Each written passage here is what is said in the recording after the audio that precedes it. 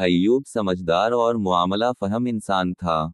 दमिश्क पहुंचकर उसने बहुत जल्द दरबार में रसाई हासिल कर ली और चंद साल के अंदर दमिश्क की फौज का सिपा सालार बना दिया गया।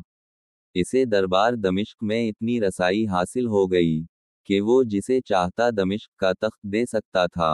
अय्यूब को इधर दरबार में ये सियासी तफूवक हासिल हुआ और उधर इसका छोटा भाई असद उद्दीन शीरकोह नूरुद्दीन जंगी की मुलाजमत में दाखिल हो गया। शीरकोह से मानों में शीर था।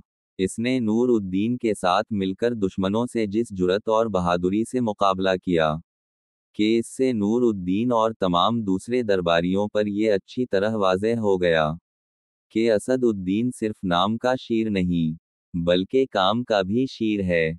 नूर उद्दीन ने मिजाज शनासी का जौहर पाया था। असद उद्दीन शीरकोह के कारनामे देखे तो उसे फौज का मुख्तार कल बना दिया। कुदरत जिस खानदान को बढ़ाना चाहती है इसके लिए हालात को साजगार बना देती है। शादी के बेटों के मुताल्लिक कैसे मालूम था कि वो इतना सियासी तफूवक हासिल कर लेंगे। बहरूज अगर ये जानता कि जिन दो मुजरिमों को वो खून बहा अदा न करने के जुर्म में तकरीत से जला वतन कर रहा है वो दमिश्क और शाम की दो बड़ी सल्तनतों के मजबूत सुतून होंगे तो वो उनको अपने से जुदा ना करता।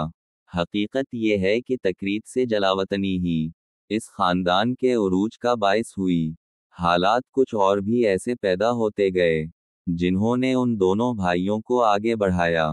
तकरीत की कलादारी के दौरान में अगर अमाद उद्दीन जंगी शिकस्त खाकर दजला के किनारे पर पार होने के लिए ना आता तो ये दोनों जला वतन खुदा जाने कहाँ जाते।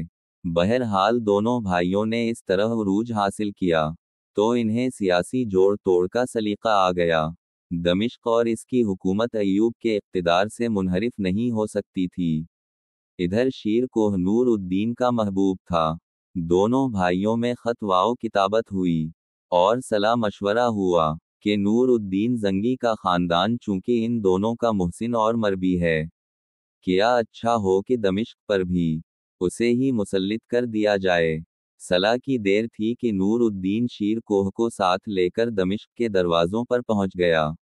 वालियान दमिश्क से मुतालबा किया गया कि जंग करें या सुलह। अय्यूब सा हौशमंद सिपा सालार और हाजिब आजम जंग कैसे कर सकता था। उसी के बुलाए हुए तो ये मेहमान अजीज यहाँ तक आते थे। इसने नुमाइश के लिए चंद दिन की मोहलत मांगी। अमाइदा सल्तनत और मुअज़्ज़ज़ शहरियों को जुमा करके सुलह के फ़वाइद समझाए। जब सिपा सालार ही जंग करने पर आमादा ना हो तो अमन पसंद शहरी और ऐयाशा दरबारी कैसे जंग कर सकते हैं। सुलह के हक में हर तरफ से आवाज़ उठी और 7वें दिन नूर उद्दीन और शीरकोह पर शहर के दरवाजे खोल दिए गए।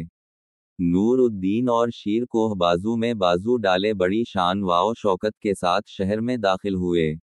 बगैर लड़े फतह की खुशी में जो दरबार शाही मुनक्किद हुआ इसमें अय्यूब को जो जगह नसीब हुई वो नूर उद्दीन जंगी की बाएं निशस्त। गोया ये इस चीज़ का ऐलान था कि नूरुद्दीन जंगी की हुकूमत में अय्यूब शाह के बाद दूसरे दर्जा पर है। उसी दरबार में अय्यूब को दमिश्क का गवर्नर नामजद किया गया और शीरकोह को सूबा दमिश्क का वायसराय करार दिया गया। 1154 ईस्वी में नूर उद्दीन दमिश्क पर काबिज हुआ। इस तारीख से लेकर अय्यूब का होनहार बेटा यूसुफ या सलाउद्दीन गोया दरबार दमिश्क या नूर उद्दीन की सरपरस्ती में बढ़ा। तफसील से मालूम नहीं हो सका कि दरबार दमिश्क में रहकर गवर्नर के इस होनहार फर्जंद की तरबियत के लिए क्या ज़राए इख्तियार किए गए, लेकिन क़ियास कहता है और यही बेहतरीन सनद है कि सलाउद्दीन की तालीम और तरबियत के लिए उस दूर के बेहतरीन उलमा और फजला की खिदमात हासिल की गईं। खुद नूर उद्दीन जंगी ने इस नौजवान की फितरत में पाकबाजी, तक़वा, तहारत और जुरत वाओ हौसला का तुख्म बोया। उसे समझा दिया गया कि दुनियाए इस्लाम उस वक्त एकट मुश्किल दूर से गुजर रही है और ईसाइयत इस्लाम का चराग हयात गल करने के लिए औछे हथियारों पर उतर आई है। सलाउद्दीन की उम्र उस वक्त ज़्यादा से ज़्यादा 14 साल की होगी। इस 14 साल के बच्चे के आदात वाओ अतवार, خیالات و رجحانات ابھی سے یہ کہہ رہے تھے کہ یہ بڑا ہو کر امت مسلمہ کے لیے ایک باعث فخر فرد ہوگا۔ صلاح الدین کی اس چند سالہ زندگی کا اس دور کے امرا کے بچوں کی زندگیوں پر قیاس نہیں کیا جا سکتا۔ یہ لوگ بچپن میں پڑھتے، جوانی میں مردانہ کھیل کھیلتے، وحشی جانوروں کا شکار کرتے۔ صلاح الدین کی زندگی ان کے نظام حیات سے کسی قدر مختلف نظر آتی ہے۔ اس کا بچپن قرآن کی تعلیم میں گزرا، شباب حدیث، فقہ، تفسیر اور دوسرے علوم مذہبی کی تکمیل کی نظر ہوا، جس کا لازمی نتیجہ یہی ہو سکتا تھا کہ مذہب اور اس کی روایات نے صلاح الدین کو پاکیزگی، اخلاق، جرات اور شرافت کی راہ پر ڈال دیا۔ وہ امیر نوجوانوں کی طرح اسراف شکار یا دوسری امیرانہ تفریحوں میں نہ الجھا اور نیکی اور سعادت کے حصول میں مصروف نظر آیا۔ وہ ان لوگوں میں تھا جن کے کندھوں پر آگے چل کر عظمت اور بڑائی کی چادر ڈالی جاتی ہے۔ اس کو نوجوانی میں یہ احساس تھا کہ آگے چل کر وہ دنیا میں ایک حیرت انگیز شخصیت بننے کی کوشش کرنے والا ہے۔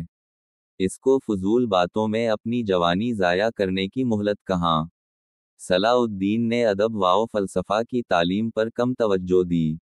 ایسے شاعری سے محبت تھی، لیکن شاعری اور مجاہدانہ زندگی میں مشرق اور مغرب کا فرق ہوتا ہے۔ وہ شاعر نواز ضرور تھا، مگر شعر کی دھن میں اس نے اپنی زندگی ضائع کرنے کی کوشش نہیں کی۔ وہ اپنے باپ کی طرح زیادہ وقت قرآن حکیم پر غور کرنے میں صرف کرتا۔ وہ سچا مسلمان تھا۔ اس نے کوشش کی کہ وہ اپنے آپ کو ایک سچے مسلمان کی طرح دنیا کے سامنے پیش کرے۔ اس دور کی تعلیم چونکہ مذہب اور اس کے تعلقات تک محدود تھی، اس لیے سلطان کی تعلیم کا دائرہ زیادہ وسیع نہ ہو سکا۔